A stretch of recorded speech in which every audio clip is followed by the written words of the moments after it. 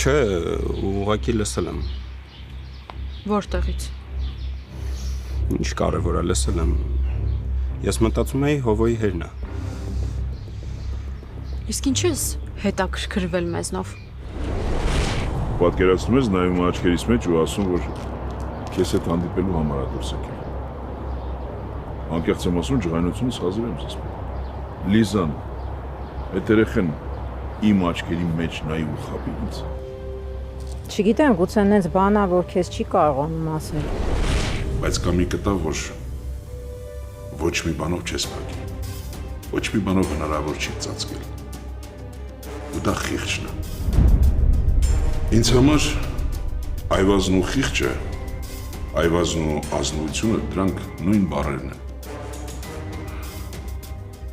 Գնաց հետ, ընկերս։